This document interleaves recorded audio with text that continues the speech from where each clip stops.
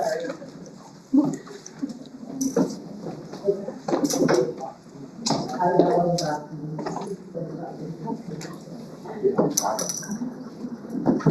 we will go ahead and check in. Who would like to start?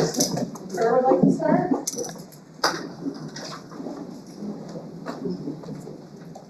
Hi, good afternoon. My name is Kurt Pizzone. I'm doing fine. I don't believe we have anyone on our team this afternoon. I have no time constraints other than the end of the meeting, no elephants, expectations, reach agreement.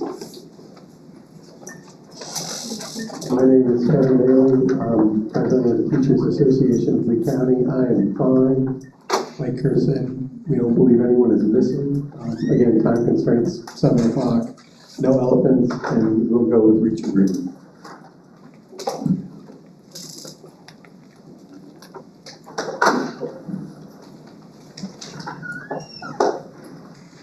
My name is Jill Castellano. I'm a peer collaborative teacher at Varsity Lakes Middle. I'm the vice president of TALC. I'm doing quite well. There's no one missing from the TALC team. Same thing, time 7 o'clock, no elephants. My expectation is reach agreement.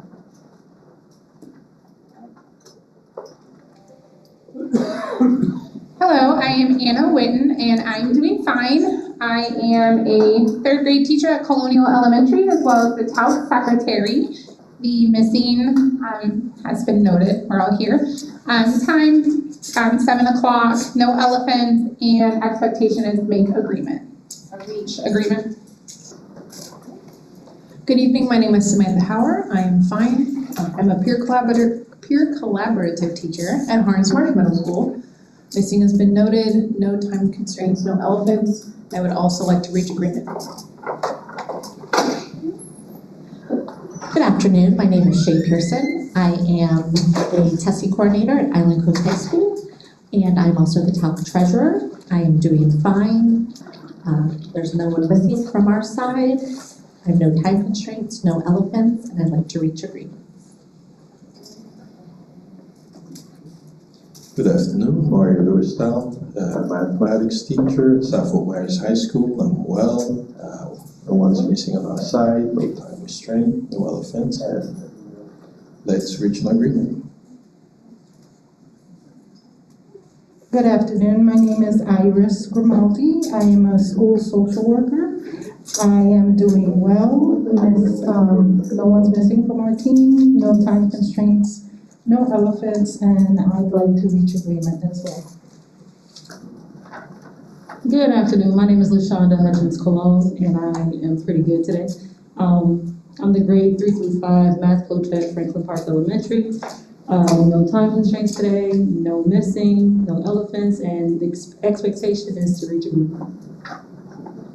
Good evening. I'm Christina Starrett. I am a K-5 art teacher at Tortuga Preserve Elementary, doing well. Missing is noted. No time constraints, no elephants, and reach agreement, please. Good evening, my name is Bob Scapitolo. I'm fine. Missing is noted. No time constraints, no elephants, expectations, reach agreement. Good evening, my name is Louis Fisher. I'm the director of instrumental music at Gateway High School. I'm doing fine. Missing has been noted. No time constraints, no elephants, and same with everyone else. Like to reach an agreement.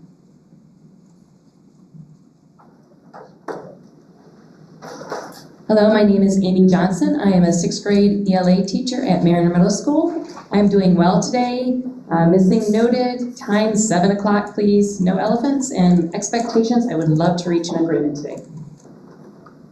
Hi, I'm Tara Sherman, school counselor at Raymond C. Page. Doing great. Missing is noted. No time constraints, no elephants. Same expectation to reach an agreement. Good afternoon. I'm Robert Dodig. I'm Executive Director of Human Resources. I am well. We have Dr. Johnston is missing. She won't be here this evening. I have no time constraints, no elephants, and I too would like to reach an agreement. I'm Will Rothenberg. I'm Director of Compensation and Labor Relations for the district. I'm doing well. Missing has been noted. no time constraints, no elephants, expectation, reach an agreement. Good evening, I'm Heather Leonard, the Director of Staffing and Talent Management. I'm doing well this evening. Don't have any time constraints other than our normal ending time, no elephants, and I'd also like to reach agreement. Hi, Kelly Letcher, I'm fine, missing is noted, no time constraints, no elephants, and I'd like to reach an agreement. Hello everyone, my name is Kevin Kelfie, I'm doing well. Missing has been noted, no time constraints, no elephants, and expectations is reach an agreement. My name is Carl Burnside, doing fine. Missing's been noted. No time constraints, no elephants, expectations, reach agreement. Good afternoon, I'm Bonnie, I'm doing well. Missing has been noted, no time constraints beyond our 7 p.m. end time, no elephants, and expectation, reach agreement. Good afternoon, I'm Ben Osman. I'm great. Missing's noted. No time constraints, no elephants, and expectations reach agreement. Good afternoon, I am doing well. I am Helen Martin, Director of Professional Development. Missing has been noted. I do have to leave about 6 p.m. due to childcare tonight. No elephants and expectations to reach agreement. Hi, I'm Mike Gatewood. I'm doing great. Missing is noted. I have no time constraints, no elephants, expectations, reach an agreement. Hi, my name is Suzette Rivera. I'm doing well. Missing has been noted. No time constraints, no elephants, and my expectations are to also reach an agreement. Hi, Ann Cole. I'm well. We've already noted missing, no time constraints, no elephants, and I will go along with reach agreement. Jessica Duncan, Executive Director of Student Services, doing well. Missing has been noted. I do also have a time constraint of 6 p.m. this evening. No elephants. Expectations are to reach agreement. I'm Rosie Perez. I'm doing well. Missing has been noted. No time constraints, no elephants, and expectations same. I'm Amy French. I'm doing well. The missing has been noted. I do not have any time constraints, or do I have any elephants, and my expectations are that we help you reach your agreement tonight. I know, according to our agenda, we have 2 items on the agenda tonight, the approval of the minutes and then our open compensation. So we'll start with the approval of the minutes. I'll let Rosie get situated over there. I'll take this paper here. Do we have any adjustments to the minutes? Any comments? What? So that's a new all right. Somebody want to go to, or somebody want to test the approval of the minutes? Okay. Approval of the minutes? Carl, what do you say? Go to approval of the minutes? Yeah? Look at that. Just circulars. Reinforcing positive behavior in hopes for something later. What's that? Reinforcing positive behavior in hopes of something later. I taught elementary school. I went to PIS. All right, well, that's fantastic.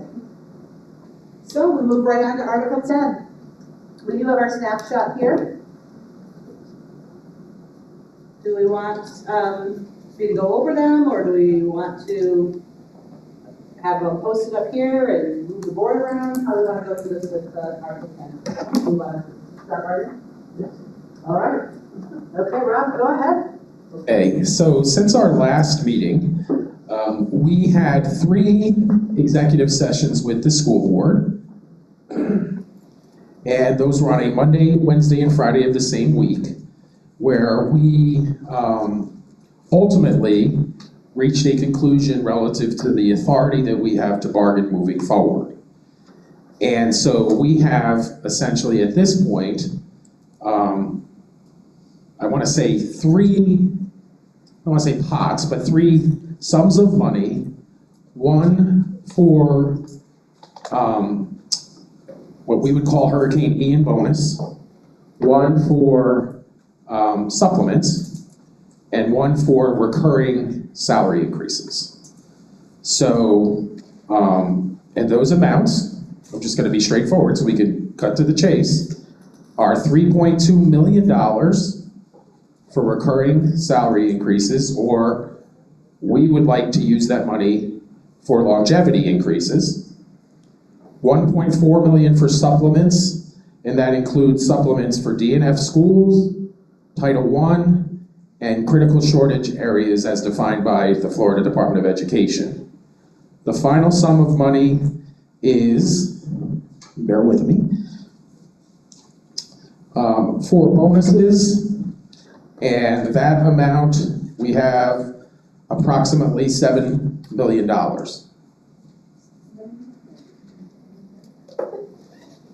That's the TALC amount for bonuses, correct? Can you repeat that? Yeah. So the first part was the EM, right? The first pot was the Ian.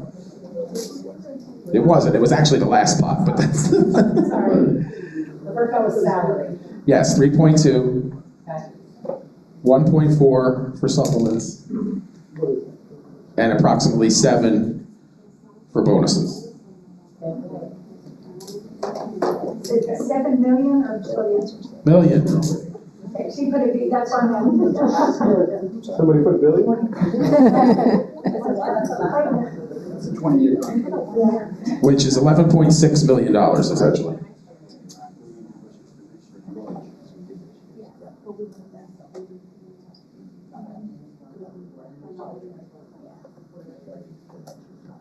So a total of 11? You can finish the 11.6.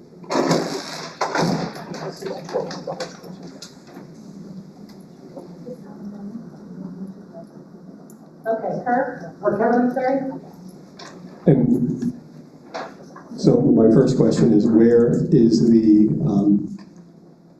Hurricane Ian bonus money coming from? Great question. So our board, to their credit, asked our budget department to look at money that has been budgeted for vacancies. And so that money is coming from a pot of money that was budgeted for vacancies, and those vacancies have obviously not been filled. That's why it's non-reoccurring. What is the projected total for that pot of money?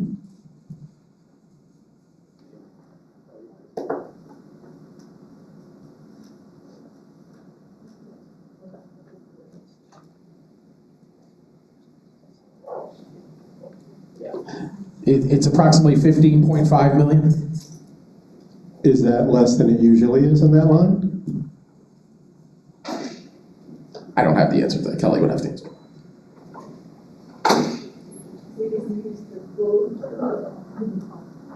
Didn't use the full amount because we assume some of those positions will be filled before the end of the fiscal year. So as I brought up last time, the average over the past 5 years of allocated and not spent for the instructional salary line alone is $37 million a year. Now you're gonna tell me my numbers are wrong, but I'm gonna tell you how I got it. I took the numbers you guys gave the state that you budgeted that line item. I then took the number you told the state you spent for that line item.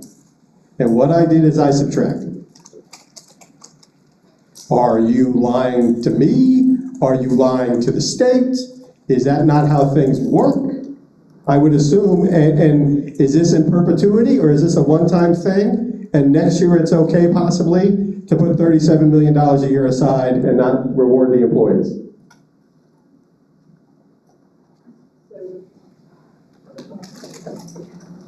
The board looked at many numbers, and we talked back and forth. And with the year that we're having, with the uncertainty that we're having with the taxes, and we are under collected in the general fund right now by 80 million at this point in time. We're looking at a possible 50 million that we're going to have to pay back to taxpayers who are offered a refund of their taxes for their houses being uninhabitable. There was definitely on my side, a lot of angst in providing more, knowing that we are not going to be receiving a lot of revenue that we had anticipated receiving. So if the state, wow, that's really loud. If the state does what we all anticipate they're going to do, which is make districts whole that were affected by Ian, where does that making whole money go? Well, the problem with that is, first of all, there's been no decision made. And then, so my question to them was, if this happens, what time frame are we looking at? And they said it could be anywhere between July and September. That does me no good right now.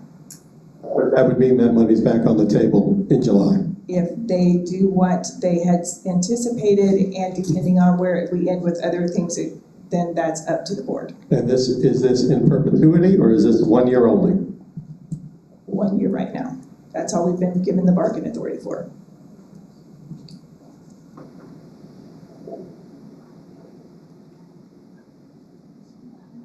We don't have authority for that now, Kevin, but certainly perpetuity can be something that can be discussed. And I think if we're going to do this beyond this year, I think, I'm just going to say it, there's not a lot of trust in numbers that are coming from that side of the table. There just aren't. And that honestly has been a change over the past 2 years. And it is what it is. So just like they do in some places where they have the millage, there's some kind of independent organization that verifies the numbers. I mean, again, I take the numbers from y'all. I'm not pulling numbers out of my you-know-what. I take the numbers you tell the state you're going to spend, and then the numbers you tell the state you actually spent. So I can't see how I can have bad numbers because that's what you're telling the Department of Education. And so as we move forward and have an in perpetuity discussion, which is something I would like, because as I said before, every dollar you don't spend is an unfilled position, which puts more work on the people in the schools already, more than ever before. We need to figure out how we're going to do this and how we're going to do this moving forward. And I just want to do a point. I just want to point out again that one of our norms is always to assume good intentions. So we chose to do that as a group. So I think that's what we have to remember as we are going through this process. Hopefully everybody is using their best intentions, but we agreed to assume those from the get-go.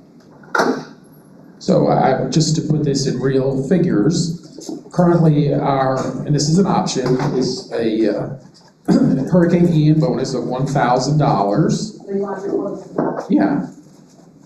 With that money, for each instructional member of TALC, but TALC governed employee that is working on a date certain, obviously, like we do with the bonus language in the past.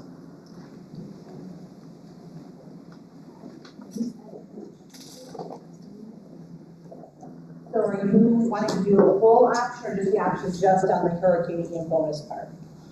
I'm just putting that out there because we were talking about that pot right now. So however we do it is up to the parties, obviously.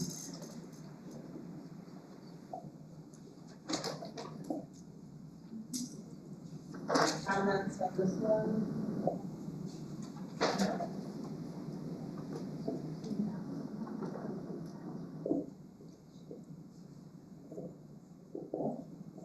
More discussion? How many, so it's 7 point, or you just did the math, right? Divided by the amount of members in the bargaining unit? Yeah, approximately 7 million at this point, yes. Anna?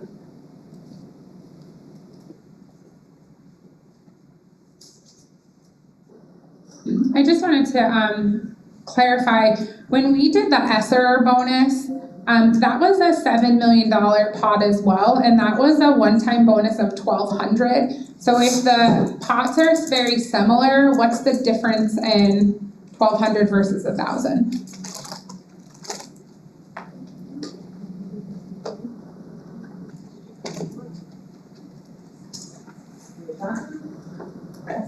At this point, our option is $1,000. I mean, yeah.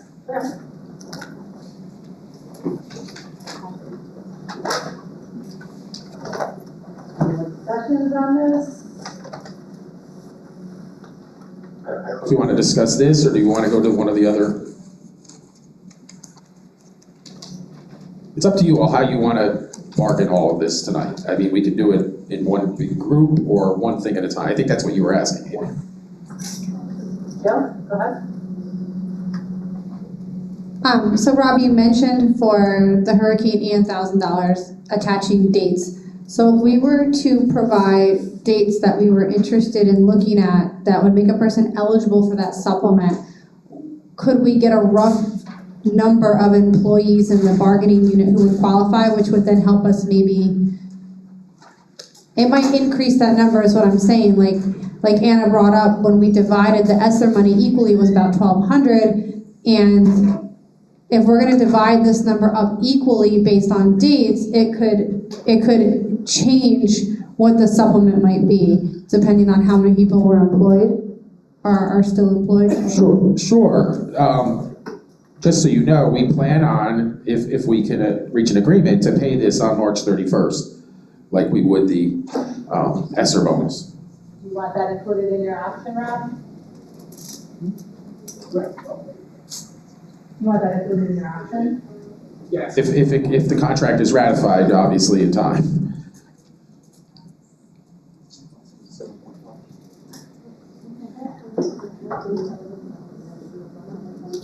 Well, I guess for me, again, 7.3 million, right?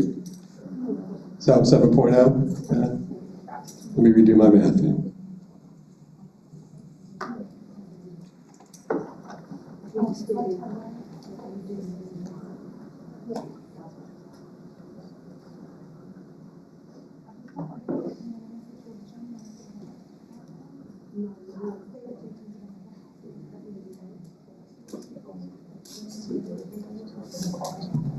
All right, let's go through the other two, and we'll probably have to caucus. I'm sorry, Kevin, say that again. Let's go through the other two ideas. Yeah. I do.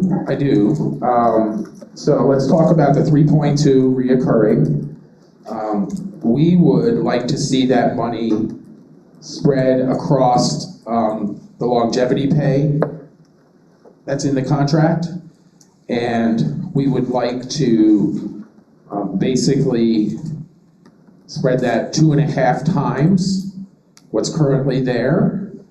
So Will actually has a chart that he could throw up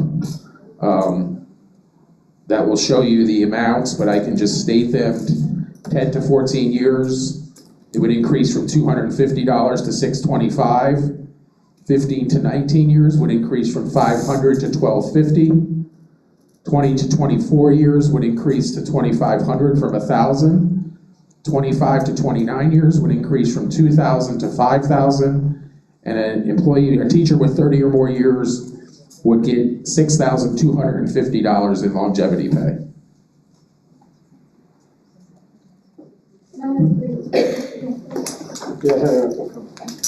I just wanted to. I've been monopolizing. Rob, can you repeat that a little slower? I can't see.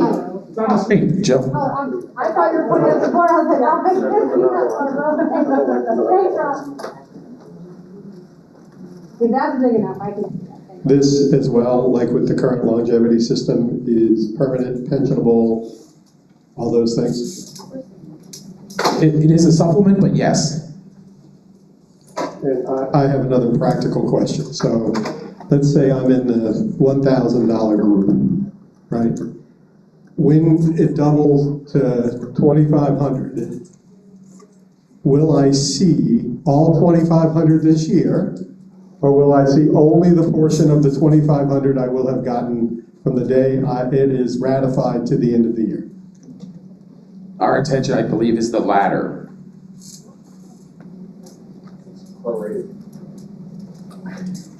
So it's prorated for this year. Well, what about next year? Next year, you get the full $2,500.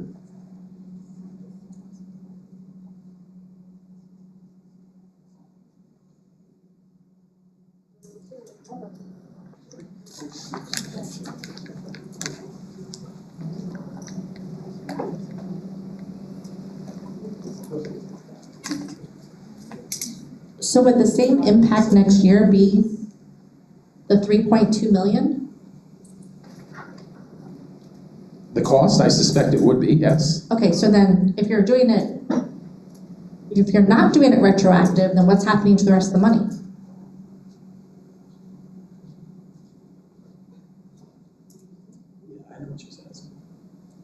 So there's no intention to want to, we really don't have an intention to do things moving forward retroactively. So that's why we're trying to get ahead in bargaining so we can start again in March and bargain forward. You're raising a great question that my team hasn't necessarily contemplated. So if you're going to caucus, we're going to caucus. But we have 3.2 million to add to salary. That's how we would like to do it because we're worried about the compression, and we believe this helps the compression at the mid and higher levels of the salary schedule. We know the TISA funding is basically for starting teacher salaries and those at the lower end, and this is a way for us to try to relieve that. So that's our intention, but you asked a really good question. Sorry, go ahead, Anna. So knowing that when we did the TISA money, we had to follow that formula, 75 to the dollar. If we did it this way with longevity, we would, since it's a supplement, we wouldn't have to pay attention to any of those rules, correct? Correct. So this is 3.2 annually, correct? The cost of this? Yes. So if we essentially started in the fourth quarter, which is what we're going to start it in, that means you don't have $3.2 million for this. That means you have a quarter of $3.2 million for this year, correct?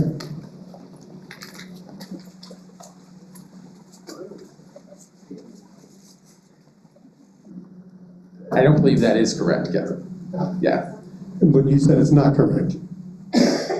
Right. So if it costs you $3.2 million to make these changes on an annual basis. Correct. This year, when you're not doing it on an annual basis, how can it cost $3.2 million? It wouldn't. No, I think your point is well taken. That's why I said that's a good question. So where's the difference between 800,000 and 3.2 million? And I don't have it costed out for the rest of the year, so. But I'm saying, if you said it's 3.2 for the year, correct? Yes. Each quarter is $800,000. Okay. So to pay it from essentially what is the fourth quarter, I don't know exactly when the fourth quarter begins, but we start talking April into the fourth quarter, right? So let's just call it the fourth quarter. Mm-hmm. So the cost this year for this is $800,000. Okay. You said you had $3.2 million to do this year. Where's the difference between the 3.2 and the 800,000? Like I said, my team has not discussed that actually, so I don't have. But if we were to just have said yes, cool, looks great. Yeah. You would have not discussed it, and it would have been 800 grand instead of 3.2.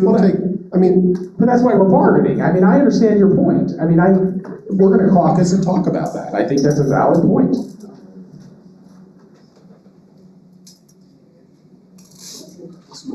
Next. Yeah.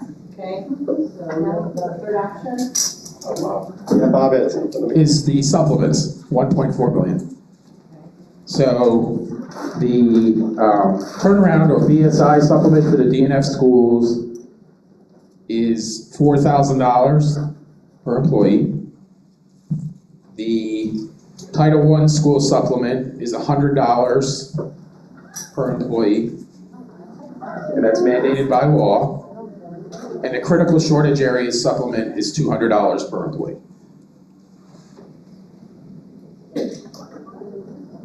So the three areas that Rob's talking about, those are areas in Florida statute where we're required to pay supplements. I want to say that Collier also put $100 for the Title I staff. We know that that's an incredibly low number. The state has put that statute in effect, and I don't know that there was necessarily any money put behind it like there was with TISA. So just to say why that number is so low, it's not a reflection of anything other than that. So the three, oh, do you want the whole option again? Okay, I'll pass the mic back to Rob. So it's 4,000 for turnaround per employee. DNF schools you should put actually, not turnaround. $100 per employee for Title I. And $200 per employee for critical shortage areas. Okay, I think I saw Anna first, and then Jill. Bob's got it. Oh, Bob, I'm sorry, actually. I did see Bob first. Yeah, just a point here. I know that in the beginning of the discussion, we talked about this year's bargaining session. I would like to stick to this year's bargaining session and not have anything included for next year. In case in point, what Kevin was saying, you know, when we first started tonight and you come up with the 3.2 million, it's very deceiving. It's deceiving.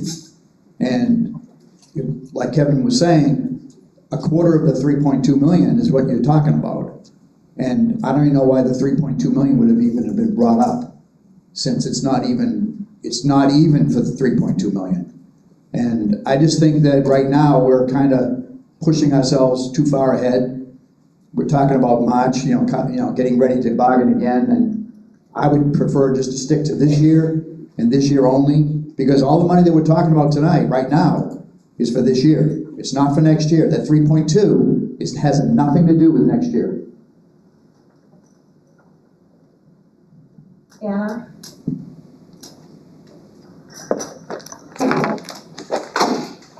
And Anna, Jill, and then Rob. Oh, it's my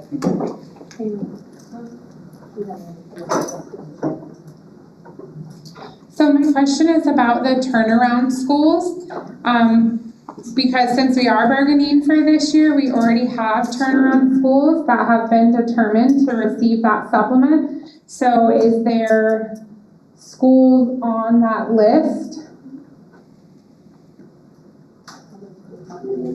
Like, are there schools that aren't getting the supplement? I think it's for the D and F schools, which sometimes also known as the BSI schools, which I believe is Bureau of School Improvement. Those, the statute says that the district has to provide a supplement to instructional staff at schools with a grade of D and F. And so that's where that changes. I want to say there was one school at least. I'm not sure if there were two, but I know there was at least one that was not on the turnaround school list that received its school grade this year and is a D or an F based on the state grading system. So would that $4,000 allocation be to add just that school? Since the other schools, if they are receiving that supplement, would already be included in that amount because they're already getting it. It wouldn't be to substitute only D and F schools for turnaround, if that's what you're asking. It would be to add schools that received their grade from last year and were not included on the list, that are now D and F, that weren't when we finished bargaining last year. Okay, so it's just adding additional schools, like they're not getting like double the money.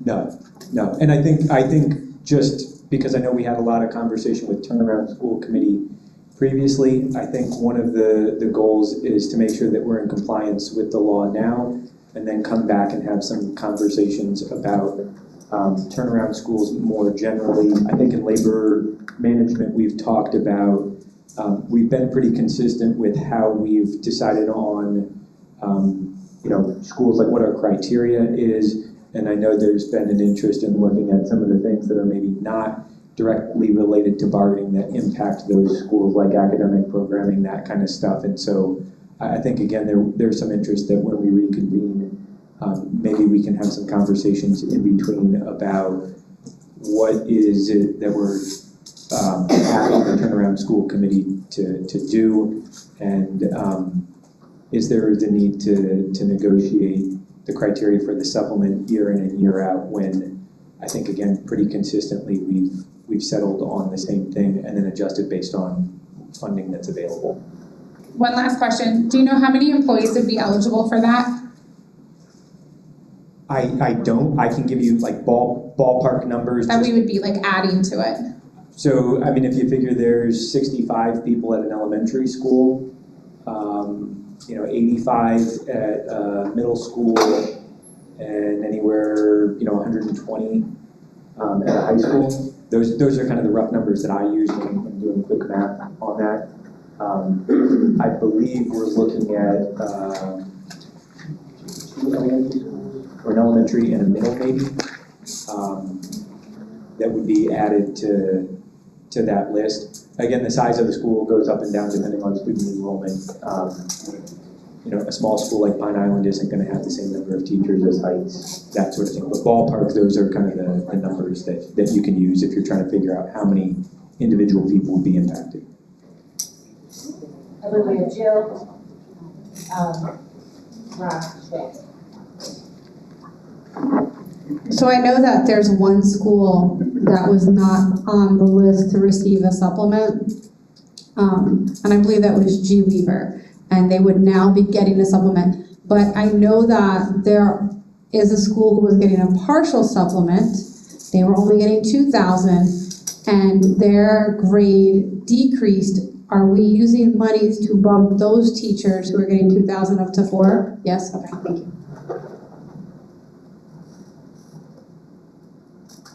I have a series of questions. Wait, hold on. Oh. It was Rob and then it was Shay though. Oh, okay, Steve and Shay. And then Kevin. All right. That didn't Kirk. No, I'm good. My question was answered. No, everything grew up. So my first question is with that turnaround 4,000, for those, to add that one school, is that money going to be prorated? The one school that would need to be added to turnaround? G. Weaver, okay. Would that 4,000 be in full or would it be prorated? Yeah, it's an implementation question, but I believe they've been at the school all year, so it would not be prorated. Okay, I'm just clarifying. I thought the 3, okay. Anyways, Title I, approximately how many Title I schools do we have?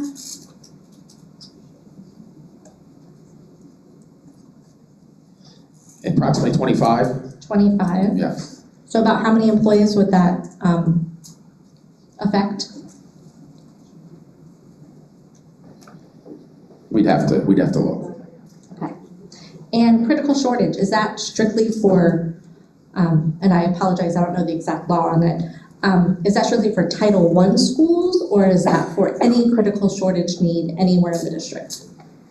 So critical shortage, sorry, it wasn't my turn to talk, but critical shortage is as defined by the state, and basically they come out with a report each year, and they have said that districts can either kind of accept their list of what constitutes a critical shortage subject area, certification area, or school, because there are critical shortage schools in addition to subject areas.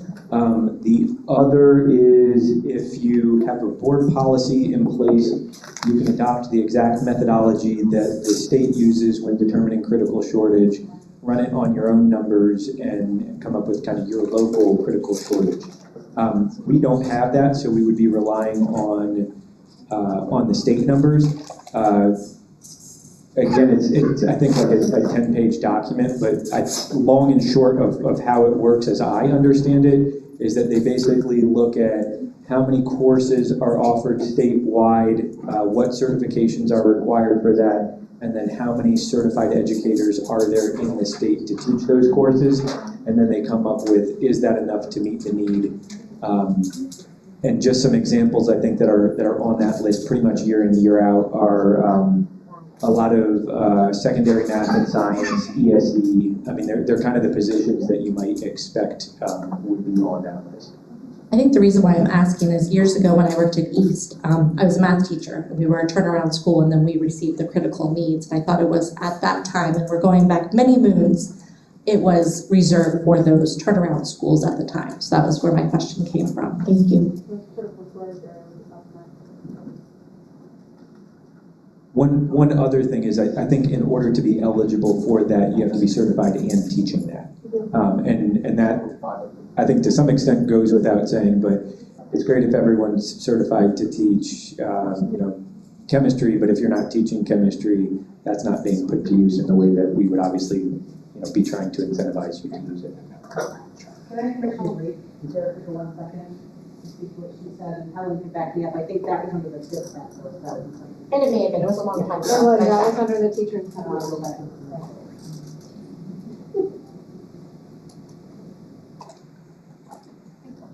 All right, so my first question is, how do we typically negotiate supplements?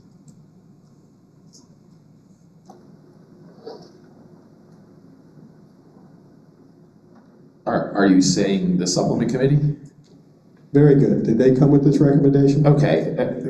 First of all, I'm just going to push back a little bit on the cross-examination style of bargaining. I'm not sure that's too interest-based, Kevin. With all due respect, I mean, it should be a conversation, not just directed questions. You know how things are typically bargained for supplements, so why didn't you just say that, is my point. But if I hadn't asked the questions, we'd still be under the assurances that this is 3.2 million when it's kind of 800,000. Should we take our caucus? And, well, I mean, I also need to know, so I'm gonna ask questions because I don't know. When does the law say these supplements need to go into effect? Will said the statute's been in place for a while. Okay, so we'll make the assumption that they needed to be in effect when the law passed. I mean, it doesn't give any other date, right? So the assumption would be, I'm not a lawyer, so the assumption would be they should have been in place at the beginning of the year. That's not necessarily correct. All statutes have different dates that they go into effect. I don't know, I'm sitting here to answer that question. Okay, and then does the state mandate the amount of money for each supplement?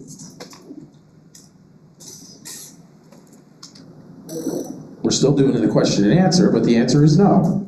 How else would you like for me to make that query? Well, maybe you know. I don't. Okay. So you asked. And I definitely know some of my team doesn't know, and I'm certain they don't know.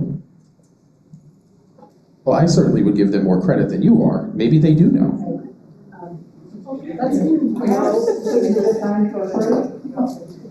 Want to look at these. I don't want to take a break. I just want us to get back to interest-based bargaining. I don't need a break, I've got Bob. but my team doesn't need to be cross-examined.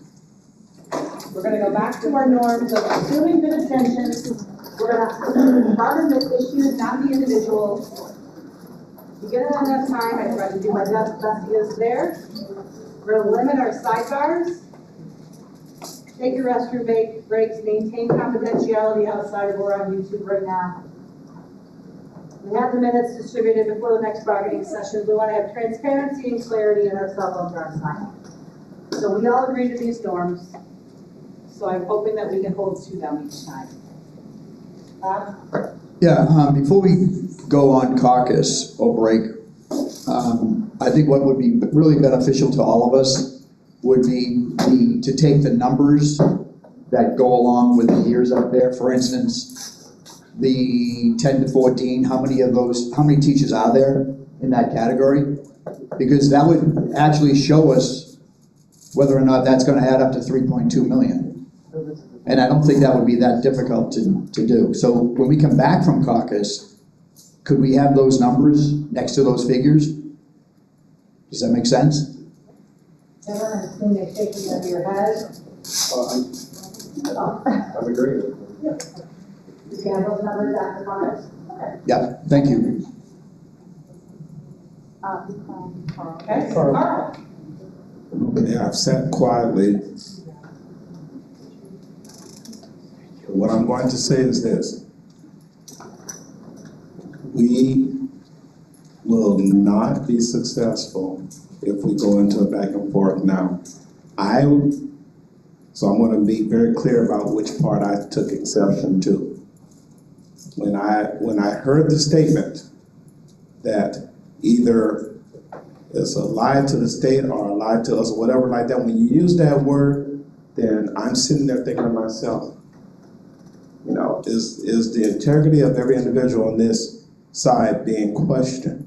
It's a difference between asking a question for information, but it's really the delivery, and we usually do pretty well. I'm not sure what's going on, so I'm going to assume good intentions by saying sometimes when you have bargaining, sometimes you can get off track, but let's get back on track so that we can proceed in a way, because I was, and like I said, going back to, I'm trying to assume good intentions by questioning, but I think it's also okay to make people aware of what becomes offensive. It's okay, so I had to say that so that we can go forward. Because I'm sitting here thinking to myself, with all of the other things going on, I don't have to deal with that. But I want to, and that's why I continue to be on this. I've been in bargaining, I'm old, over 25 years. And I remember the days prior. And I know that at times there are things that have come forth. And some of that is accidental, maybe it's the emotionals. I'm not really sure, but we can do better. And I just need to say that. I'm saying all of us, we can do better. Jill?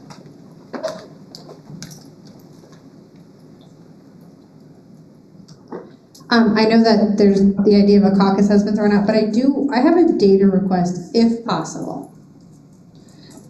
So, can we find out how many people were employed in the teacher bargaining unit on September 26th, and then of that number, how many retained their employment with the district after the storm? Because I know that there may have been some resignations after the first quarter. So is that something that we can have? Well, sorry. Just for clarification, are you asking how many people were in the bargaining unit in September versus now?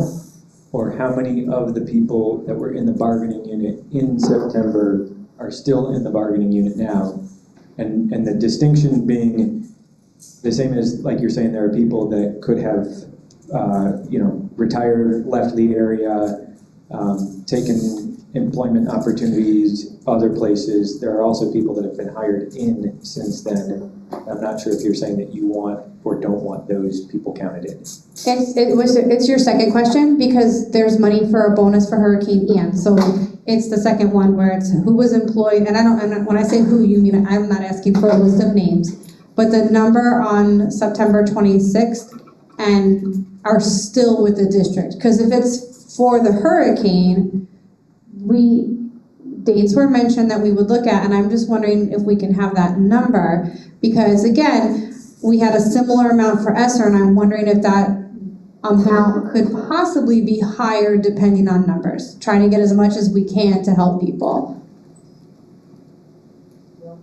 We can try and pull some numbers for you when we caucus. I would say too, and I think if I understand then the intent, and I'm not questioning this, but just to kind of add to what you're saying, because I think there might be the need for discussion.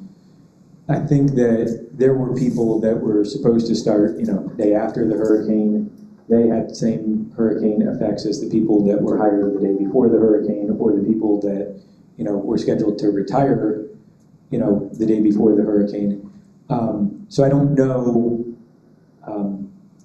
if you want to necessarily limit it to the people that were employed by the district on September 28th or 29th, whenever it was, or say this entire year has had hurricane impacts for every employee, regardless of when they joined us, when they left us, when they were here. And so just to kind of add to that. To live your data request as of 9/26 and retain now the same teachers. Do you want to change that data request, or would you like to that? I would still like to have the numbers just to see, and then we can compare it to how many people we have now. There may not be a huge change.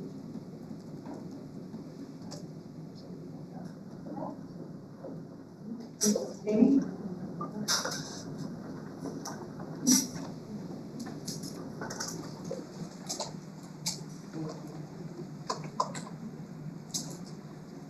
I just have a quick data request also.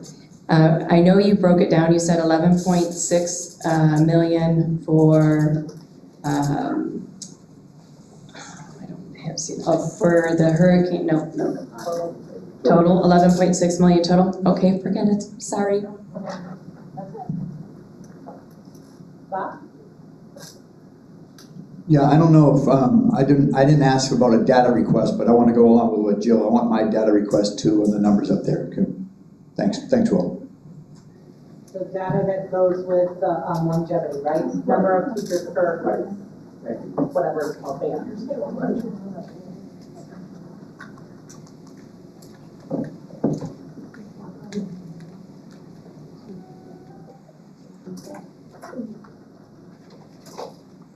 Any other discussions? Comments? No. We want to go next. August. August? How long? 25 minutes.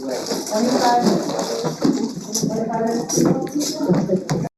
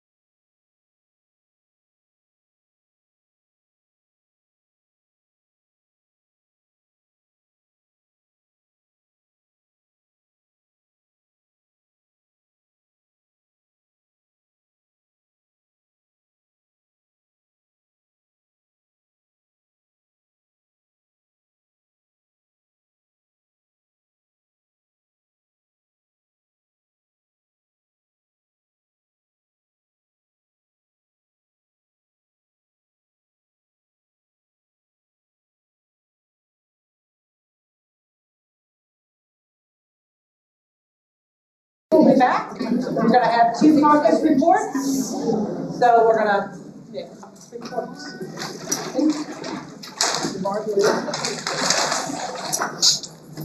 TALC, you guys wanna start first with your caucus reports?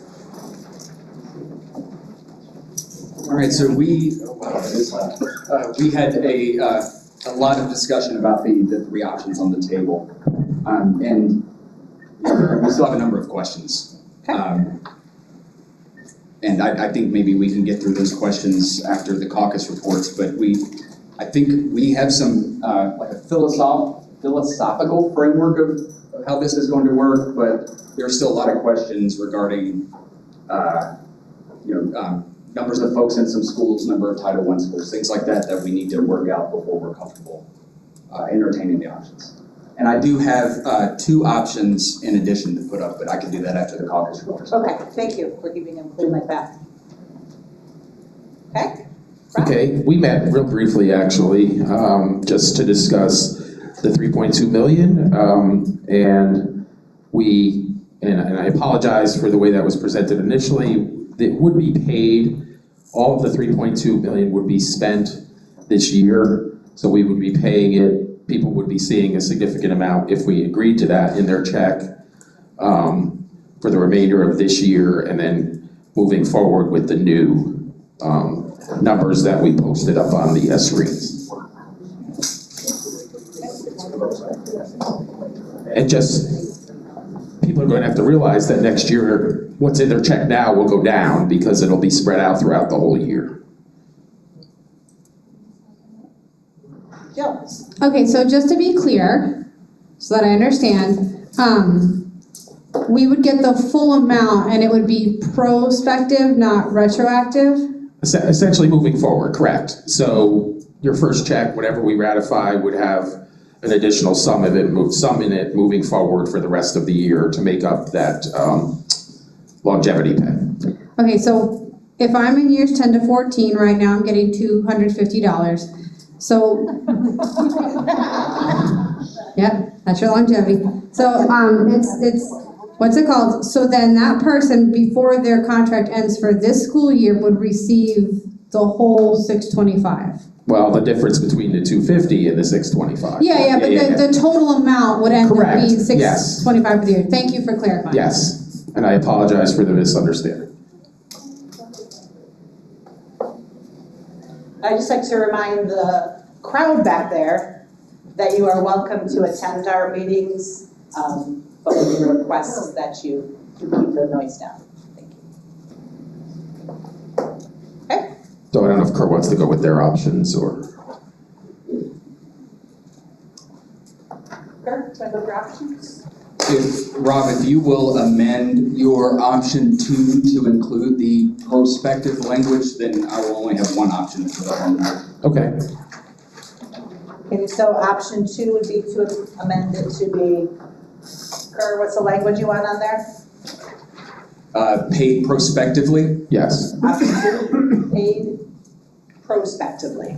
It will just be a little bit of a change. In the past, the district has given a lump sum and then paid the remaining. This would inflate the remaining pays, and then it would revert to whatever it should be next year.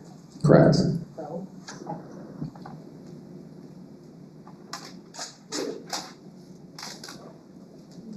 Okay, you can give another option. I would like to put up option number 4. I will use. Yeah, do you want to ask the question now, or do you want me to put up the option and then ask? Let me put this up and then we can ask. Okay. So we'll use the Ian bonus language. Our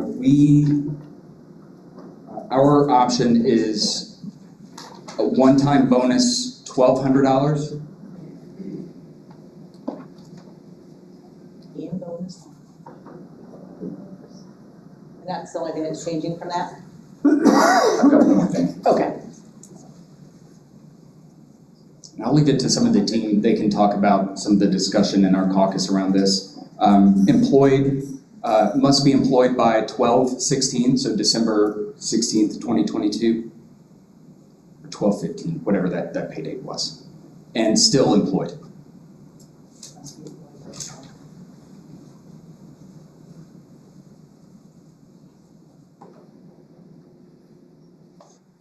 guess the 16th was a Friday.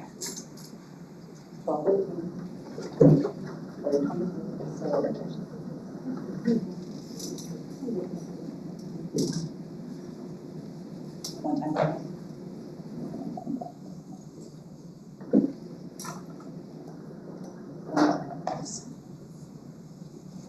And I know there's a question down here and maybe some comments around how we arrived at that. Okay. Question, Shay?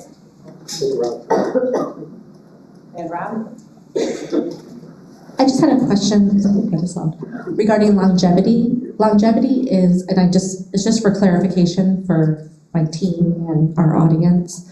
Longevity is years of experience in district or years of credible? So it's years L, which is years of district service, and that's different from years D and years X, which I know you guys know we've talked about in the past, which impact career ladder and that sort of thing. Years L is non-consecutive years of district service regardless of bargaining unit. So if someone were to spend their first 2 years as a paraprofessional before becoming a teacher, they would receive that. If someone were to be an administrator and then return to the classroom, they would get credit for those years. One of the reasons for that, and just as a refresher from when we negotiated this last year or the year before, was that allows us to kind of have a streamlined, continuous way, and so it's consistent across all bargaining units. Your years of service to the district are valued the same regardless of what position you're in and at what time. Perfect, thank you. Rob?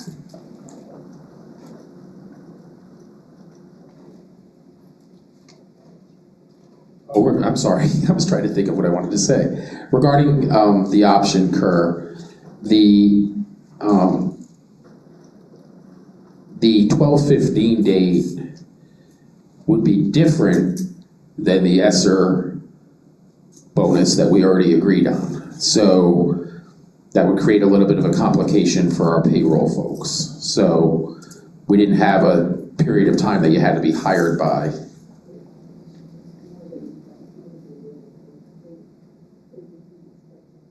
Yeah, there may be some people that would be expecting both and not get both. That, I guess, is what my team is trying to indicate.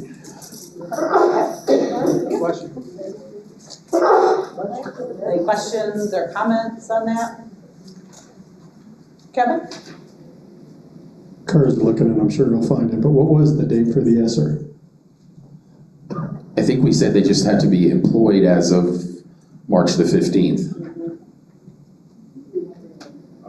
3/1, I'm sorry, March the 1st.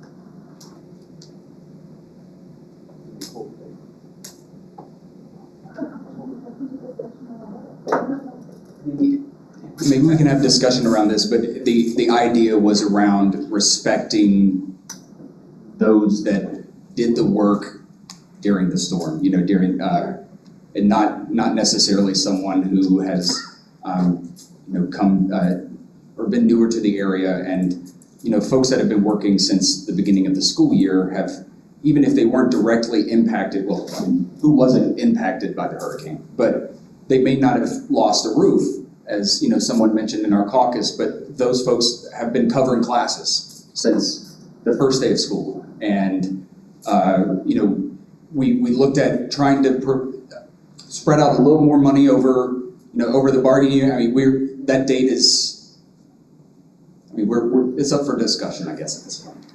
But just with the pot of money that was available, and unless the bargaining numbers have changed, the bargaining unit numbers have changed, that's about the same, measurably, that's about the same amount of money that we divided over the bargaining unit in the past for $1,200. Okay. Rob or Will? And just to respond to your data requests, so won't bore you with the details, but we had 3 different people find 3 different ways to arrive at the numbers that you were asking for. They all ballpark come out to be about the same. And so like you were saying, you know, it's not a significant measurable difference, but you're looking at roughly the number of people that were here on 9/26 that have been retained to this day in the bargaining unit is roughly 5,750. It's a couple people higher if you do it one way, a couple people lower if you do it another way.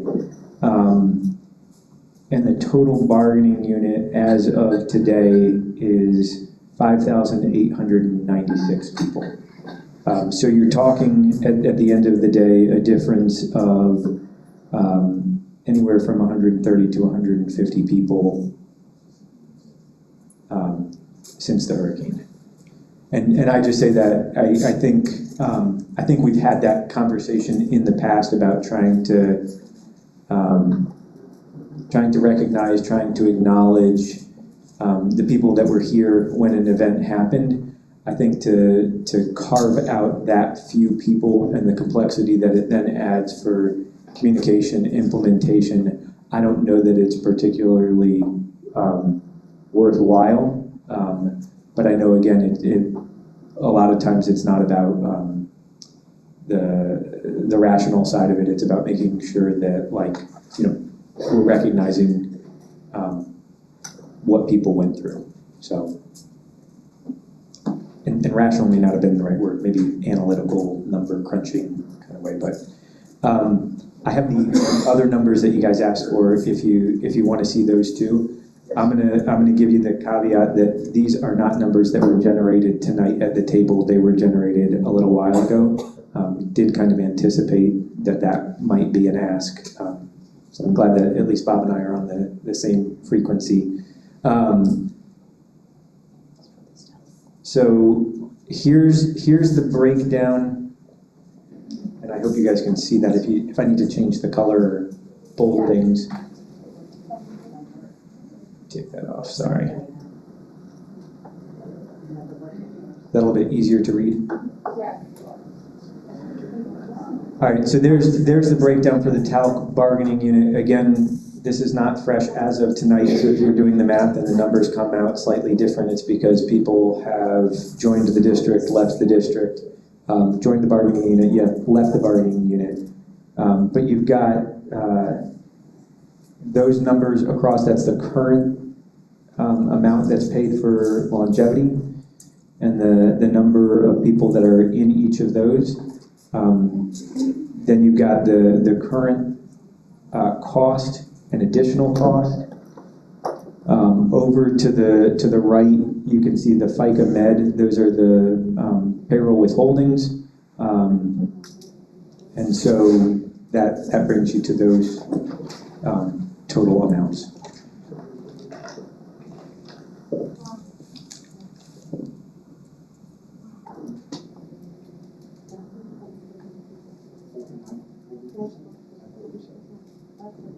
Bob, does that answer your question for the data request? Yes, thank you. Thank you, Will. And we had another data request. Is that's going to be later? Oh, no, you didn't. I forgot. Tina was going to ask one, then we changed it. I can also say on the earlier data request, my way of arriving at it was the absolute least efficient, slowest way, so we did not go with those numbers. Okay. Any questions or comments? Kevin? And again, when we're looking at the money for Hurricane Ian, I do appreciate the fact that we're talking about allocated and unspent salary dollars. That has been a discussion of mine for years. And quite honestly, we're doing something here that nobody else is doing. I don't know of a single district in the state. Oh, you'll hear about it, because they're going to ask us to report what we got, and we're going to have to tell them. And so you're going to hear about it. But again, I don't know how we write this down to ensure it happens, but I think we need to have the discussion around sustainability with this, what this looks like moving forward in perpetuity, I mean, again, you're given these dollars by the state to spend. And so if you're running 17, 18 million a year every year, that's kind of is recurring because, it's a different 17 or 18 because it's not the same pile every year. But I think, and I don't know how we want to write this down to have this discussion around the parameters. Like I said, when other districts have the millage, they have discussions around, okay, well, this is the day we're taking the tax rolls. These are the people that are working. This is what it's going to be. So I think, when we look at perpetuity for this and an opportunity to kind of compensate employees possibly across all bargaining units, even though, you can't have a school without a principal, so you're really good at meeting that administrative number. This is an opportunity across all bargaining units to kind of give that bonus to those employees that are covering for their peers not being there because of the massive shortage and the fact that 2,300 out of almost 5,900 teachers are the ones that have 10 years or more experience. And so that's really telling. My team members were talking about how telling that is. 2,300 out of 5,900 people have 10 years or more. That's 35% of the bargaining unit. And so, anyway, I don't know how we immortalize the conversation for perpetuity or not. And this could be labor management. Again, we're going to have this discussion again in March. I don't know what metrics we need to have to say that it didn't really kill us. It didn't really make that big a difference. We can probably swing it for forever. But again, it's an opportunity for us, like oftentimes we do, because no matter how tense it gets, there's still an underlying relationship. No matter how tense it gets, we're able to do things that other districts simply aren't able to do and push the envelope and do innovative things. Thank you. Is there something in particular you want Rosie to capture with that, or just that? I don't know because, okay. I mean, I can't, maybe Will's got it. Okay, thank you. Will? I think there's maybe a couple different ways that we can kind of communicate what Kevin is saying to others. One would be with joint communication that we send out. We can make sure that in whatever the final TA language is that it says something. And then I think again we're going to need to do a lot of communication messaging around what exactly the tentative agreement includes. I think so that people understand different sources of funding for different things, where there's restrictions, that kind of stuff. One of the other things, and this is again to add to what was being said, I think that in addition to where Kevin is saying, the district has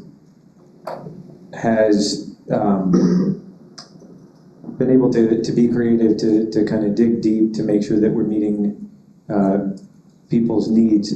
The longevity, I think that's something that long-term we had discussed wanting to start with where we were at before and look at increasing that over time, because the two questions that Mark Castellano left us with when he retired as TALC president was making sure that people understand not just what's gone on over the past 10 years with loss of tenure, and understanding how that impacts people and how the law changing then impacts their pay, but also making sure that we're focusing on the next 10 years so that people still believe that there's hope for the future. And I think that putting that longevity supplement out there and increasing the amounts may be what some people are looking for, in addition to the benefits and other things, to say, okay, one more year and that amount goes up for me. One more year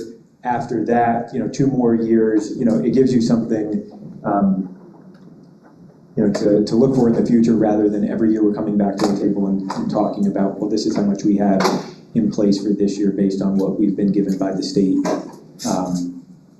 for our budget. So just to highlight that piece as well.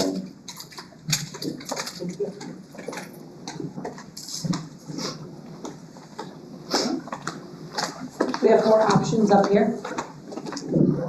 We have already stated our interests. Do we need to go through and make sure that they meet those interests? Do we have any more discussion we want to do? You want to test anything? Jill? I have some questions about the supplements. So, do we know, I think we said how many Title I schools?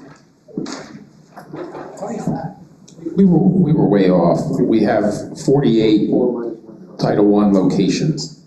48 locations. Well, because that includes schools and like DJJ. Okay, and then how many positions qualify? Do we know positions for critical shortage? Do we have a total number of positions that we're using, or is there like a list that you could email us? I don't know off the top of my head, but I do have the list of what are the critical shortage areas. And we did factor that in when coming up with that number. So we can share that, and we can share the full 10-page report, whatever, from the state, so that you can see how they arrived at those positions and not others. Is there a way to project that list? Is that possible?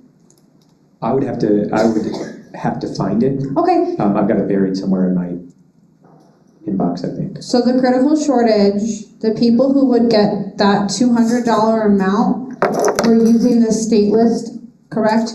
Are we adding any positions that HR has found that are difficult to staff specifically for our county? No, in order to have it be like a local thing, you have to have a board policy, and you have to use the state's methodology. And so the difference, I think, becomes if you're going to do that, we might be particularly hurting for people in fine arts, where Collier doesn't have that problem quite as much, or on the state level, there might be a more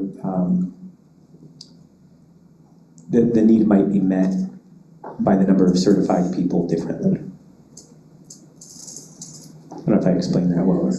We're using the state list, bottom line. That's fine. I just wanted to know for clarification if someone asks, because I'm assuming that state list is a public list. Like if someone Googled it, they could get an updated list. So if someone wanted to look themselves and check their certification, they could do that. Yep, it should be on the DOE website. And again, they put everything, they put the methodology, they put the breakdown. They do the same thing for the schools. I want to say that they break some of it down, like rural and urban schools. I mean, the 10-page document is very technical. So I don't necessarily expect that anyone would read it cover to cover, but hey, if you need bedtime material, I understand that. And then, okay, so I have one more question. With the critical shortage, the person not only has to, I'm assuming, so this is what I shouldn't assume. My question is, with critical shortage, you would have to have it on your certificate and be teaching. So you couldn't be like out of field teaching math and qualify. Does your certificate has to be on the certificate and you have to be teaching it at the same time? Correct. And if you're out of field teaching it, you're not in that critical shortage yet. If you earned that and it was still a critical shortage area the next year, then you would be eligible for it the next year. Here are the areas: English, ESE, general science, reading, ESOL, math, and physical science. Yeah, can we project it?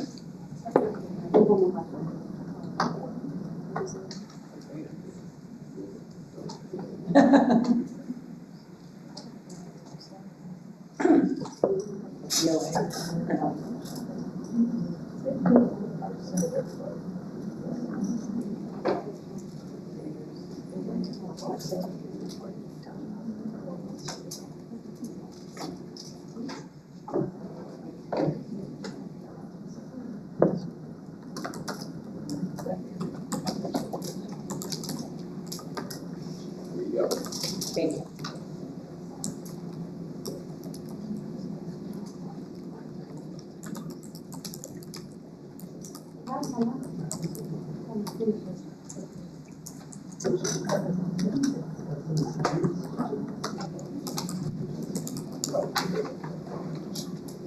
I have one more question. Okay, so Rob, let's just say, or Will, whoever can answer this. let's say I'm at a field right now, like today, I'm at a field, and then next week or during spring break, I pass my certification. So would I be eligible to get the money? Is there a cutoff date by when you're eligible? Because you could be out of field for a whole school year. So if someone is out of field today and they pass their test before the end of their contract year, are they still eligible? Is there a cutoff that you have to have everything done to receive your money? No cutoff. Shay?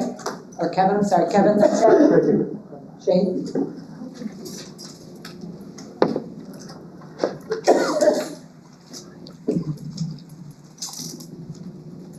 So with the critical, I can't talk, the critical shortage, if you have, I'm just trying to understand a little bit, someone who's a math coach, so they teach either, like for example, our math coach teaches 3 periods a day, and then coaches 3 periods a day, and then I have a training period. She's certified in math, she's titled a math coach, would she also qualify for a critical shortage supplement? Or a reading coach or someone of that sort? I'm looking at this with you, so. Okay, thank you. I just know there's always a question about coaches, and I want it to make sure says that we math. clarify. I don't know if a coach is excluded or included, so I apologize, I haven't read that whole document. Go ahead. I think there's a number of implementation questions that we would have to work through to make this happen, but it would be the teacher of record based on the course that's identified, based on the certification that's identified. So if I'm out of field, I don't have the certificate. If I'm not the teacher of record for the course, then I wouldn't receive that. And so we would basically put in the list of what the state is saying those are, and then match them up, and it would kind of run through. Which again, I know there's a lot of detail in that. I was also wrong. This report is 29 pages, not 10, so it's got a lot more information than I remembered. So basically, if they have a roster, if they're assigned to classes, it sounds like they would be eligible for this, pending other things in implementation. I believe that's correct. Okay, thank you. Kevin?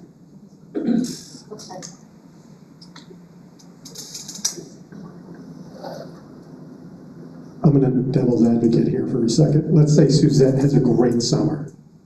Right, Suzette, you recruit every math teacher we need. Great summer, right? Or the state has a great year, right? And math falls off of this list. At that point, the teachers who had received it the year before, if it falls off this list, the teachers who received it the year before would not receive it for the year it is not on the list. Is that an accurate thing to say? And so when does this list come out typically? Is it before the school year? It should be, right? Do you know? Yeah, I mean, you don't publish it, but. I believe Kelly told us that, didn't you, when they come out with that critical shortage?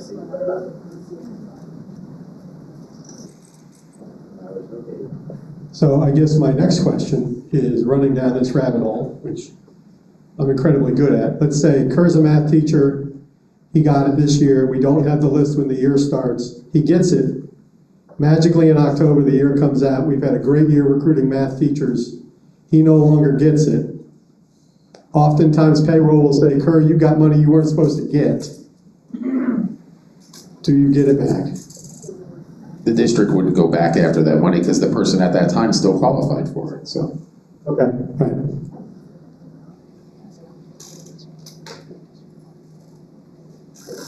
Comments, questions, Will? I would also applaud Kevin's optimism that this is going to solve the shortage that we have for parent teachers. Statewide. Statewide, not just in Lee County, but because we did it here, we solved the problem for everyone.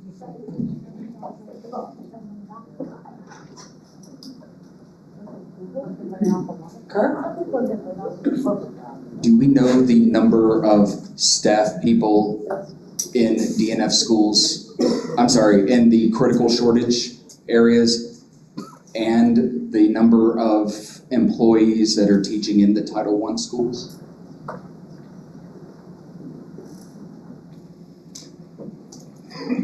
that a data request from Rob today? We don't know that as we sit here right now, Kurt. If you want to caucus again, we can figure, no, I'm just kidding. I mean, we will caucus again, but I would like to know, yeah, I guess that's a data request. So it's the number of, I guess for all three of those, DNF, Title I, critical shortage.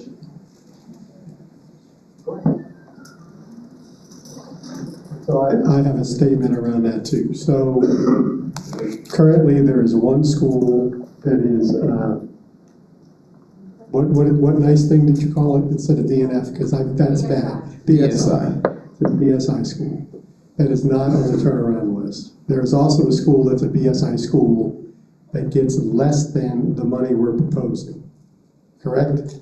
One of them gets $2,000, right, as opposed to 4? That's correct, except under the MOU, we made them whole, they're all getting the. So they're already getting. Yeah. Okay, so my question, and this is theoretical, because I have noticed in the past that supplements are used for whatever explains the problem away today.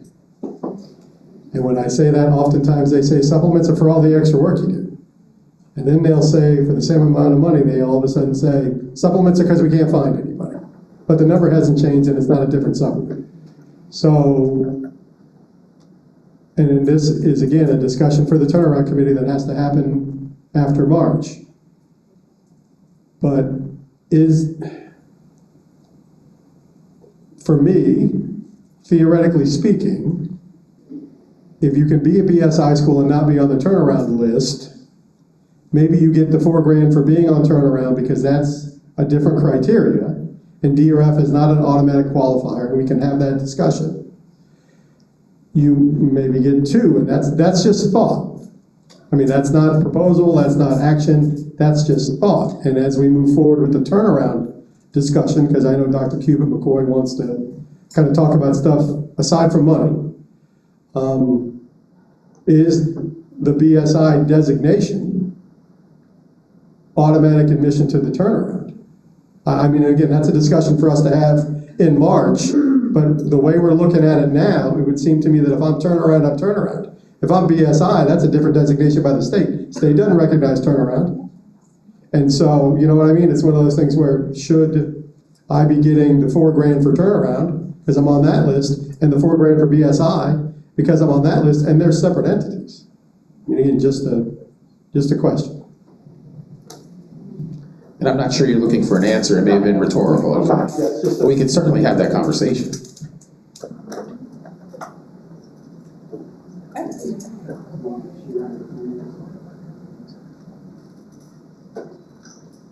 where would you like to go next? Unless there are questions, I think we need a 15-minute caucus. 15-minute caucus? Will you guys be caucusing in here? No, we're good, the teachers can stay in here. We're good. Thank you.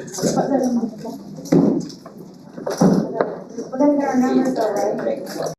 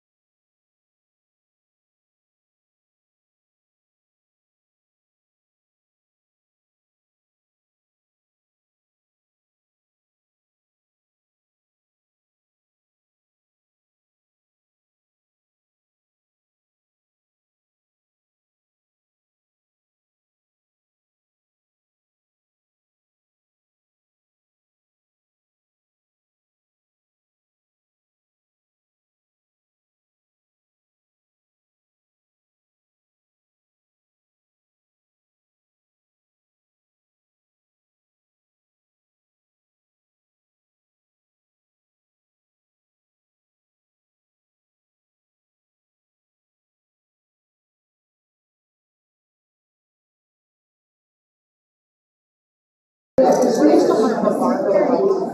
if I got the audience quiet as well? I need my quiet signal, sorry, I forgot. Thank you, Anna. We do have a caucus report from TALC. Go ahead, Kirk. I'm always amazed at the power of teaching and stuff. That's right. That always amazes me. So thank you for kind of bearing with us. We discussed the 4 options, I guess there are, and we discussed at length the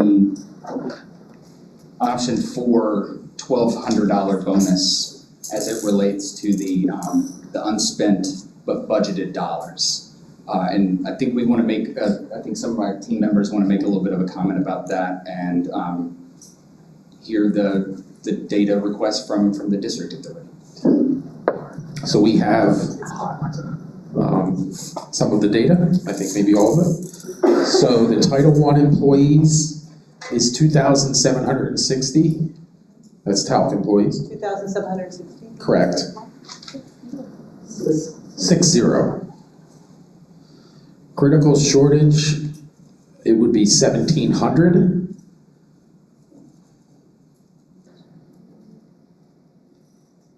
And then I think you asked for the number of staff or TALC people at G. Weaver, the BSI schools, 56 at G. Weaver Hibbs.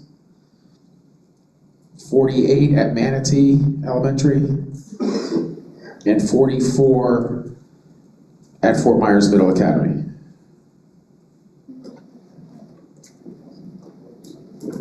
So I have a weird question, and this is a weed question, right? Not a question about weed, but a weed question. So we have an elementary school teacher who's certified at East Hall in reading because they kind of have to be all now, right? And they have, as part of their 3rd grade rotation, a reading class assigned to them. Are they a reading teacher? And would they qualify, or are they just a 3rd grade teacher? Or is that to be determined? We'd like to make as liberal an interpretation of this as possible to cover as many people. I think it's TBD. I'm joining in your caveat at the end there. Okay, and I mean, I just, because again, there are gonna be a lot of like these things that nobody here can think about, and we need to kind of just have yeah, we're gonna include as many people as possible. Well, we talked about that some in like sidebars and saying the importance of communicating out exactly how it was that we arrived at who's eligible and who's not is going to be critical. I think you're on the same page as us. Anna? Okay, so I just wanted to talk a little bit about this Hurricane Ian supplement and the bonus. My hesitation is calling it a Hurricane Ian supplement. And when we talked about a date, it's because I personally, and I kind of don't like to do things personally, but I don't think that someone that walks in tomorrow would deserve the same amount of money as the teachers that have been here through the hurricane.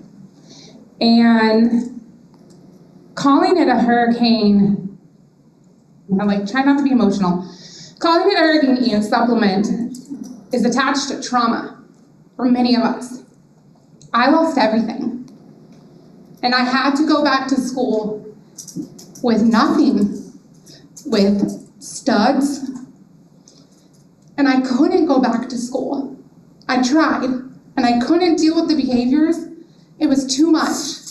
And it was equally as hard for me to be at home knowing that my students weren't taken care of at school, knowing that they were not getting ELA, knowing that some of them were getting double math. My administrator was super supportive. I'm sure he's seen me cry more times this year than normal. But it was something that ate at me that I couldn't be at school like other people. And I compared myself to other people who had lost stuff that were able to go to work. And I questioned why I wasn't able to go. And so, if I feel this way, there has to be other people in this district that feel the same way. So, I don't know if it's an option or what. Just call it something different. I'm just gonna intercede. Frankly, Anna, we don't have to call it that. That was used by, I think, one board member in the executive session, so we don't have to call it that. I understand. Sorry for crying. Somebody have an option for what else to call? I have a creative option. Okay. Right here.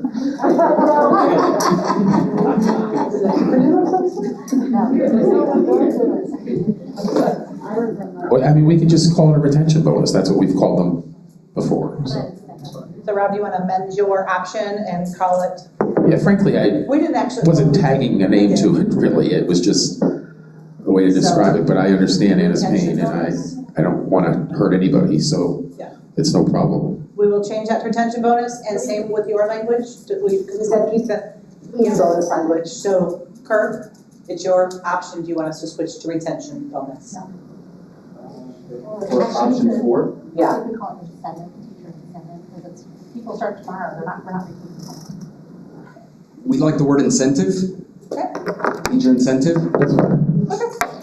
And Amy, while you're up there in my option 4, will you please strike the, it must be employed by?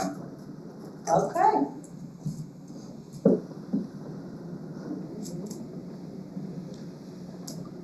So, teacher incentive. Thank you. Feel a little warmer, fuzzier. Thank you, Carl, for your. Any comments? Concerns, questions? Kurt? Can you read me these option 3 one more time, please? Sure can. We have option 3 is approximately $1.4 million for supplements, $4,000 for a turnaround, and those are DNF schools, and $100 for the Title I per employee, and $200 for critical shortage per employee.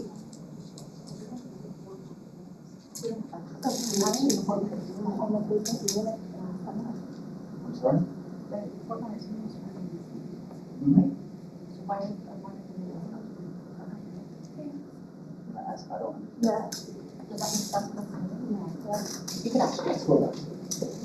Jill? So I have a question about the total budget for supplements at so when we're looking at the numbers, we have to spend approximately, Kurt did some math, for Title I, that's about $340,000 before the FICA med stuff, that's what we're, right? And then critical shortage is another $276,000, but the only school, if I'm correct, that needs DF money is G. Weaver, because Fort Myers Middle's already getting it, and you said there was an MOU that brought Manatee to 4,000.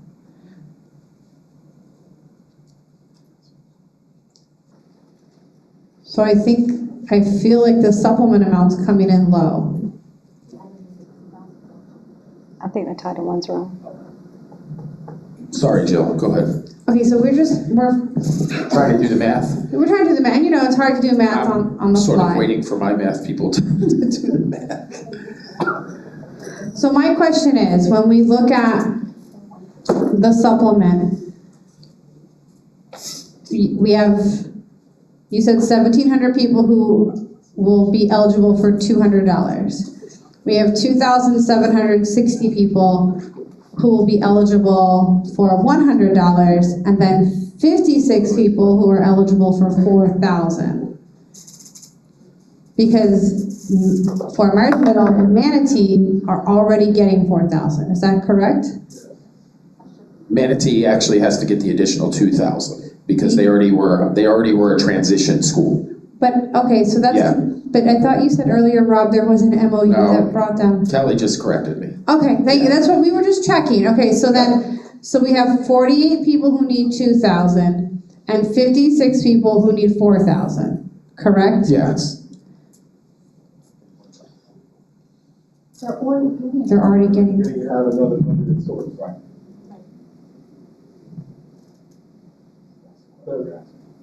Okay, do we have any? The people that they're talking about, because again, we're kind of muddying the waters. We're creating a new supplement, but tagging the old one. So the people that are already getting $4,000 and the people that are already getting $2,000, that money that they're getting has been encumbered and is not part of the $1.4 million That's right. for supplements. So there should theoretically be 700 grand-ish on the table. You know, just knowing that 3 schools, 150, you know what I mean, 6, 7, 100 grand on the table to do something else with. And so that is what I think Jill's getting at. I understood what she was getting at.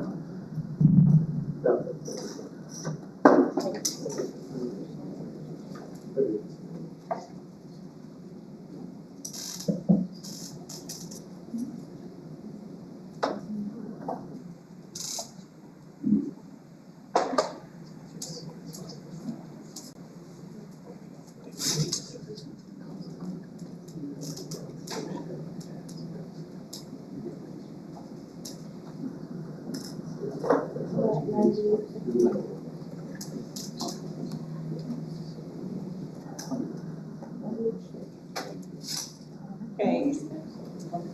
Questions, concerns, comments? 272. You want to build a straw design? That's in the cover.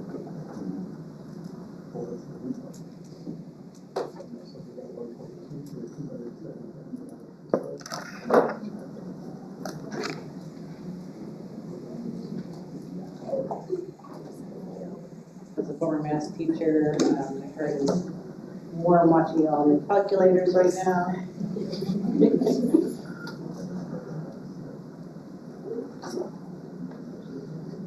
No, I just, Will was redoing some of his math, and it may be closer to 1.3 than 1.4, but it's certainly Okay. in that ballpark with FICA Med. And So will you have like a breakdown, rough breakdown you could share? Is that what you're saying?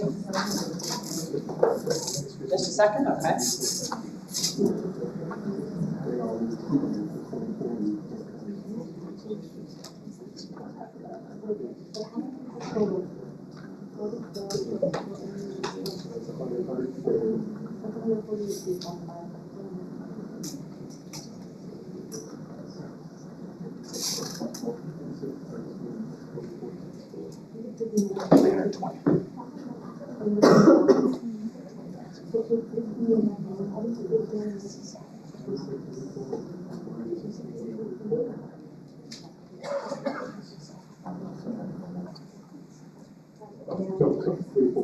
No, 592. That's the 593.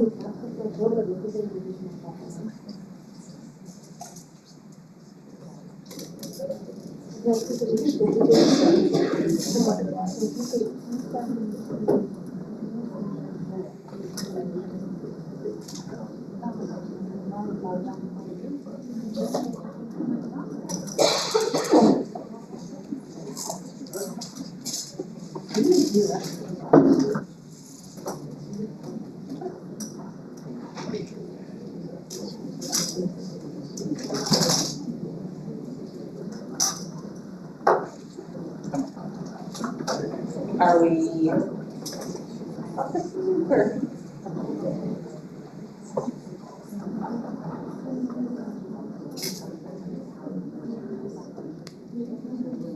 Okay, Kevin just stepped out, I think. Go to the bathroom. okay, so with FICA Med, we're thinking 1.1 mil is what we're talking about.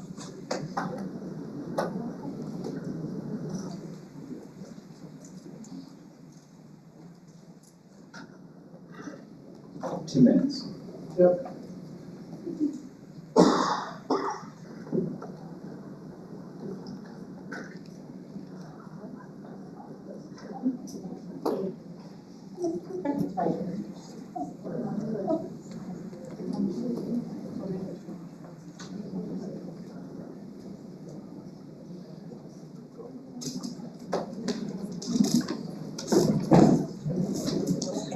Rob? So you said that we're coming in a little under budget, right? We had about 1.4 and we're coming in about 1.1. Is that correct? That's correct, but we also offered 1,000 as the bonus, and you guys came in at 1,200. So.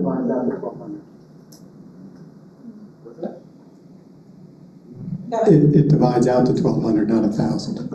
7 million divided by the bargaining unit is 1,200. Well, I'm just saying. Yeah, I'm saying, but we're not talking about swapping that money for other money. The 7 million divided by the bargaining unit is 1184. We're bargaining. So. But if you tell me there's $7 million and we want to do simple math. I said about 7 million, Kevin. Okay, but that. Yeah. But that is, how much exactly is it? Because you say it's 1,000, that's nowhere close to 7 million. Was the board authority for those bonuses $7 million, $6 million, 6.3, and I know I'm being antagonistic again, but now it's about 7 million. It's bargaining. We offered $1,000. You counted at 1,200. But you told us there were 3 piles of money. Yes. And the one pile is about 7 million for $1,000. Yes. Okay, I'm gonna sit down because people may see me standing with this thread. I'm gonna sit down. So here's another way to deal with it, to get away from this issue that we're discussing. If you want to, we can put that money towards the supplement committee meeting about other supplements. We don't have time, we have to TA and ratify. We're not talking, yeah, I'm not talking. But that's this year's money. I'm not projecting this year's money to next year. Next year, you gotta come up with your own money. We're not, no. I mean, you said about 7 million, that divides out to 1,200. Now, the money we're saving on the other one is going over here to make 1,200. Typically, bargaining for me is, I've got $7 million, let's divide it up.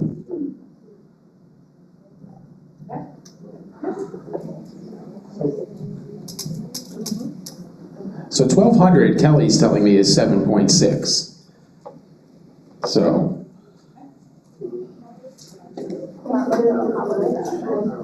With FICA Med at FRS. If we can maybe limit our sidebars.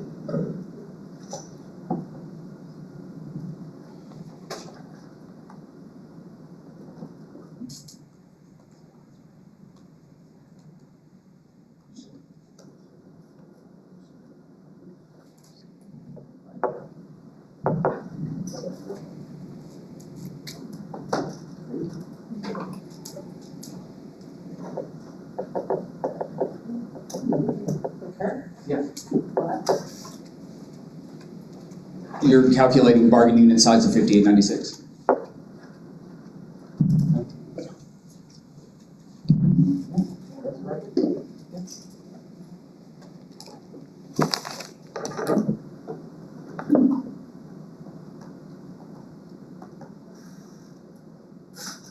Questions, concerns? We've got about 12 minutes left.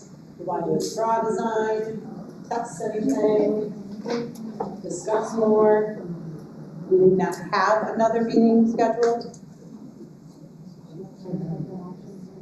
I know we have some deadlines for ratification we wanted to meet.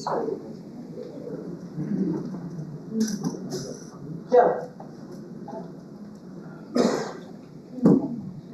Okay, so I was gonna put up another option, right? Because if we can put up options, it's bargaining, right? Okay, so because I was operating under the idea that we were coming in short under about $300,000, and if you give me a budget, I will spend every penny of it. I wanted to put up an option to provide the D and F schools, there's 3 of them, an additional $1,500 supplement with that leftover $300,000. So that would be option 5. And if you could give Rosie a second here to get that done. And this would be a one-time additional $1,500 supplement for the 3 DF schools using the leftover. So this would be in addition, so this is going to be in addition to the or this is from the 1.4? Yes, so this is language from option 3 plus 1,500 for all schools or just? The 3DF schools. 3 DSI. They would get an extra 1,500. My goal was to spend all the money, not realizing we were maybe over budget in other places, but I just wanted to put the option up. It doesn't hurt. Okay, thank you. Anna?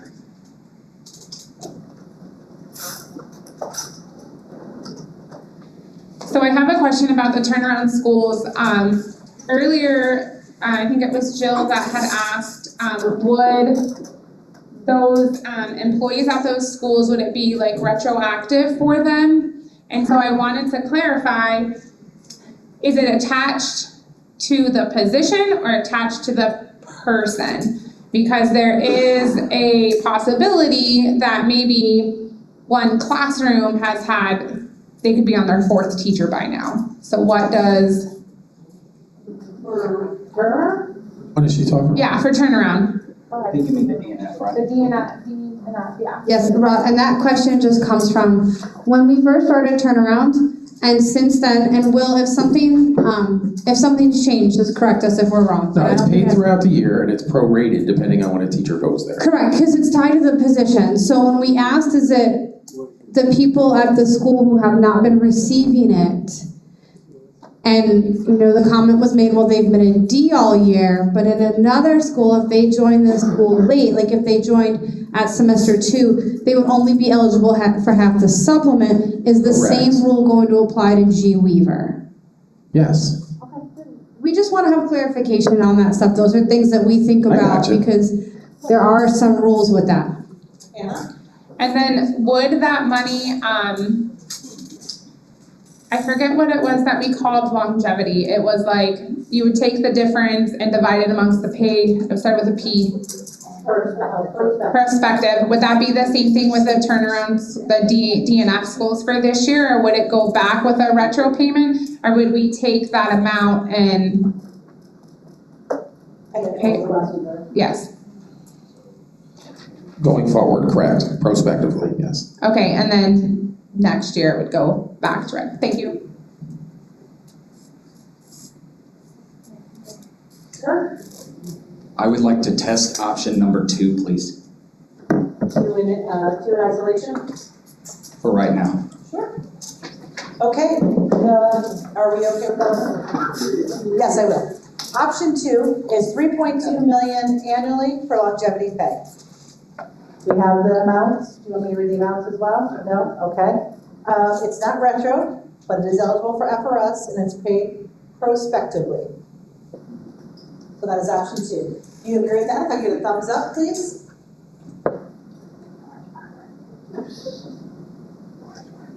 Look at that, orange marker, good job.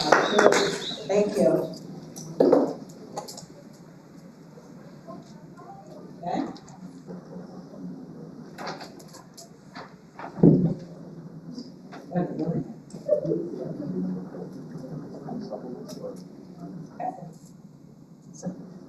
Anything else? We are down to about 7 minutes here. Kirk? I would like to test option 4 with my language struck.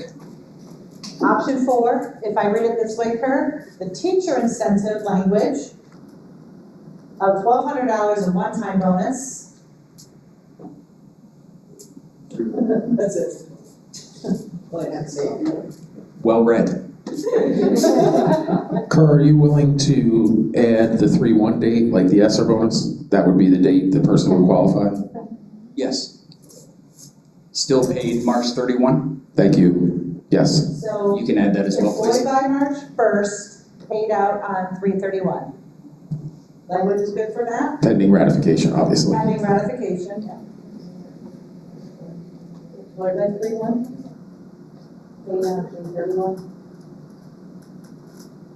Pending ratification. Okay. We're doing a test on option 3. Teacher incentive language, $1,200 one-time bonus. Employed by 3/1, paid out 3/31. No, I'm sorry, option 4. Just kidding. 4. Thank you. All right. Thumbs up, thumbs up, thumbs up. Thumbs up. We have another orange circle. Excellent. Okay. So we have done the salary and we've done the teacher incentive bonus. You got her. Before the last one, I just want to just take a second and remark that option 2 is a huge win for veteran teacher pay. And this is the first time, it's not nearly enough, but this is one of the first times in a long time that we're able to add money and it not have to go to the base or have one of these crazy asinine rules that ties dollar amounts going to the base. I said asinine, but okay. Let's test option number 3. Option number 3 says a $1.4 million supplements, $4,000 for turnaround for our DNF schools, $100 for Title I per employee, and $200 per critical shortage per employee. We're going to test that. Give me a thumbs up if you agree.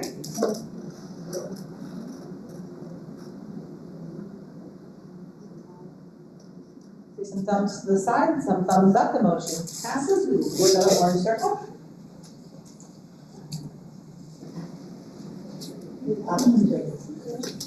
So we have labor management tomorrow, correct? No? No. Wednesday. Oh, today's Monday. Oh, gosh. Wednesday, sorry. I think it's Tuesday already.